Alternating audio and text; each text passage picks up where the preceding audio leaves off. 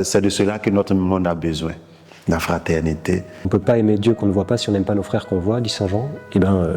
Ça commence par le vivre très concrètement chaque jour dans la vie la plus ordinaire, au prix de tous ces trucs qui font que ce frère-là il est insupportable, parce que vous vous rendez compte, quand il met le couvert, il ne le met jamais comme il faut, quoi.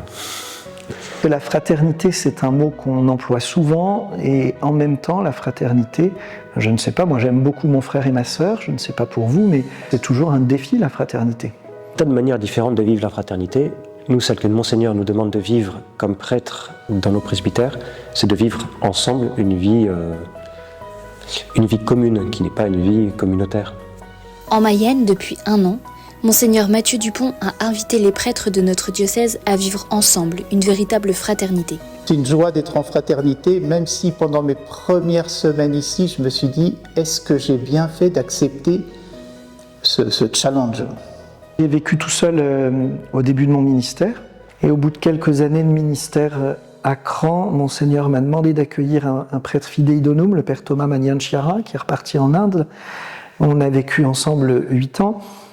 Et quand Monseigneur m'a demandé de l'accueillir pour le ministère et pour la vie fraternelle sous le même toit, j'avoue que ma réaction au départ n'était pas forcément très enthousiaste. Je me souviens très bien avoir dit à Monseigneur Scherer que je n'avais pas signé pour ça. Et il m'a dit, bah oui, mais c'est ce que je te demande. Donc comme j'ai promis obéissance un jour, il y a 16 ans, enfin même il y a 17 ans, le jour de mon ordination diaconale, j'ai obéi et il y a eu de beaux fruits à lever. Cette nouvelle manière de vie pour les prêtres dans notre diocèse est la continuité d'une église en mouvement. Notre évêque a fait le choix de nous placer tous en fraternité, mais tout le monde ne vit pas dans une fraternité de toit. C'est-à-dire qu'il y existe dans le diocèse des prêtres qui vivent tout seuls dans leur presbytère.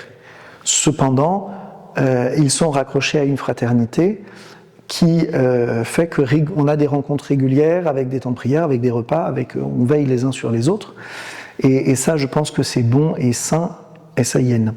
Pour moi, la fraternité entre prêtres a toujours été importante pour pouvoir un peu dire ce que je vis et puis entendre aussi ce que vivent les autres. Le plus difficile quand on est un prêtre, j'allais dire, à l'extérieur d'une fraternité de toit, c'est que ceux qui sont de fraternité de toit, et puis surtout comme ici, et quand j'ai vécu à Mantes aussi, ils parlent beaucoup de leur paroisse et autres, et on a un peu de mal à introduire un peu de ce qu'on vit sur notre propre paroisse. On a l'impression quelquefois que c'est pas trop entendu, mais voilà, moi c'est la difficulté, la première, que j'ai pas trop rencontrée ici. Merci d'avoir laissé juste un carreau de chocolat. C'est exigeant d'être en fraternité, c'est exigeant parce on se donne une règle de vie, même si on n'est pas des religieux, mais pour qu'on puisse vivre en harmonie et harmoniser nos différences et être au service les uns des autres pour que ça fonctionne. Il y a des exigences. Monseigneur nous a demandé de rédiger une charte de fraternité, donc j'ai l'impression que dans un cadre commun un peu large, chaque fraternité dresse une forme de fraternité qui lui est propre. Au-delà de ce qui nous unit géographiquement, il y a quelque chose d'existentiel qui nous unit et qui fait qu'on se retrouve en frères. Même si ça demeure toujours un défi, parce qu'on n'a pas la même histoire ecclésiale, on n'a pas la même sensibilité, on n'a pas le même héritage familial. Mais c'est aussi, je crois, dans cette fraternité qu'on arrive à témoigner justement de celui qui nous rassemble, de ce Père commun que le Christ nous donne. Cette fraternité entre prêtres, elle se vit aussi dans le sacerdoce qui nous unit. Parce qu'en fait, on est tous ministres du seul et unique prêtre. La manifestation de cette fraternité, elle est double dans l'ordination. Elle est d'abord dans le fait que chaque prêtre va venir imposer les mains sur la tête de l'ordinant à ce moment-là, et que chaque ordonné donne l'accolade fraternelle, et c'est l'accueil dans le presbytérium, c'est-à-dire l'ensemble des prêtres qui sont sous l'autorité d'un évêque forment un corps. Je suis rentré dans un corps, le presbytérium, au jour de mon ordination. Un prêtre qui a du mal à vivre avec ses frères, je pense qu'il vit loin de l'évangile, parce que l'évangile déjà nous appelle à vivre cette fraternité, voilà, cette belle ambiance avec. Et au-delà même du prêtre, c'est le chrétien en lui-même qui doit pouvoir cultiver cette fraternité.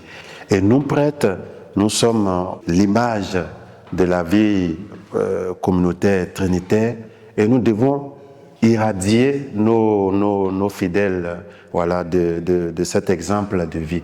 Donc pour nous, c'est tout un bonheur que de vivre avec les frères. Et bon, moi personnellement, quand je suis tout seul, je suis triste. Il faut que je sois toujours, voilà, avec mes frères. Et il me semble plus en sécurité quand je vis avec mes frères prêtres que quand je vis tout seul.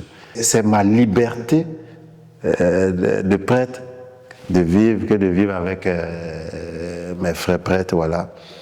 Elle ne fait pas que nourrir ma mission, elle est la source de ma mission et on va dire l'apothéose, l'aboutissement de toute une mission, de tout un programme, voilà.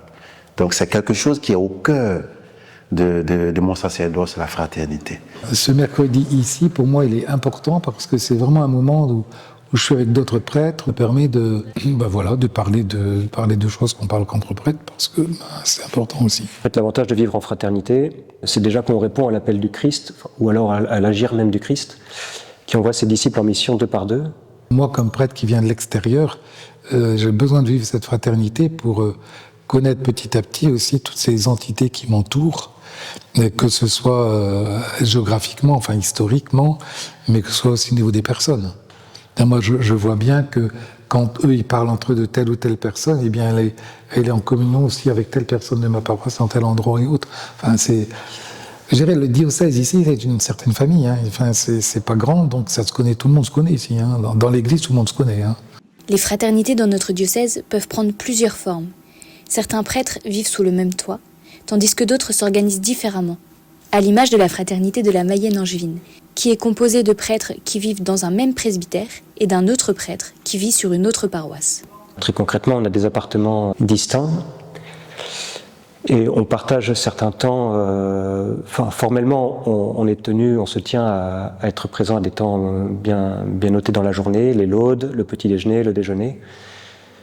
Puis on se voit évidemment beaucoup plus informellement, si je peux dire, pour les travaux que nous menons ensemble. Mais j'ai aussi un appartement propre. Quand je fais ma lecture, je suis tout seul devant mon bureau, j'ai pas des frères prêtres à côté de moi, comme on peut le voir dans les monastères. Une forme d'ordre dans tout ça, d'équilibre. Vivre la fraternité, c'est une grâce.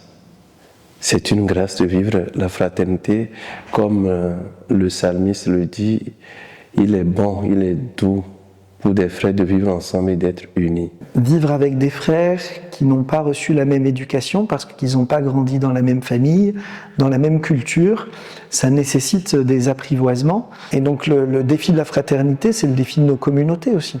Jésus a appelé les 12, je pense au chapitre 3 de l'évangile de Marc, il les a institués, appelés pour être avec lui et pour les envoyer proclamer la bonne nouvelle. Et en faisant ça, il leur a donné la fraternité à vivre.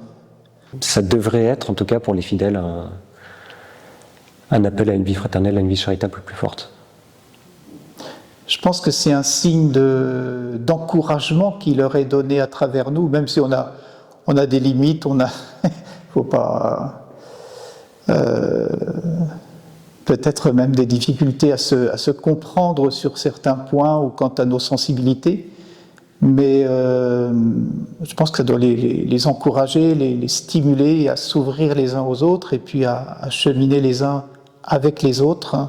Loin d'être une manière de repli, la fraternité que vivent ces prêtres est une façon de s'ouvrir au monde et aux réalités paroissiales. La mission, c'est de connaître les gens, et connaître les gens dans leur, pas seulement dans l'entité personnelle ou seulement petite famille, mais aussi de ce qui fait leurs réseaux sociaux, et leur réseau familial, et leur réseau, voilà.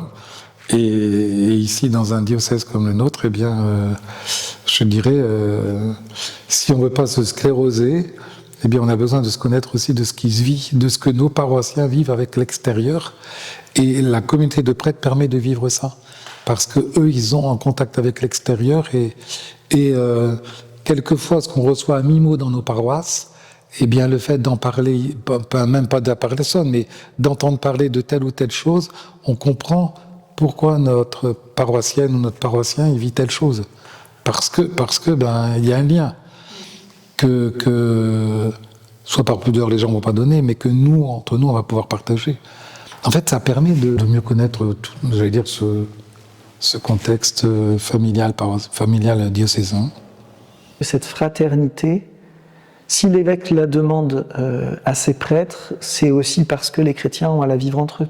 L'une des choses qui me fait le plus souffrir comme prêtre, c'est de voir des chrétiens qui se déchirent. L'une des choses qui fait le plus souffrir un père ou une mère de famille, c'est de voir des enfants qui se déchirent.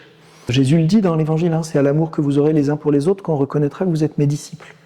Mais cette fraternité qui nous est donnée de vivre, puisse-t-elle servir de témoignage pour encourager les chrétiens laïcs à vivre aussi, d'abord dans leur famille, dans leur lieu de vie et de proximité, puis aussi dans la paroisse, la fraternité, sachant que finalement, c'est peut-être plus parlant encore d'être frères dans la diversité comme nous le sommes ici, pour que la fraternité se vive aussi dans la diversité en paroisse. D'abord que nous ne soyons pas happés par des groupes avec lesquels on a beaucoup d'affinités, qu'on aille dans ces groupes, c'est très bien, mais qu'on garde une ouverture sur d'autres, qu'on rejoigne d'autres, il le faut aussi, et c'est ça, notre fraternité nous apprend ça, nous éduque à ça, nous ouvre à ça, je trouve.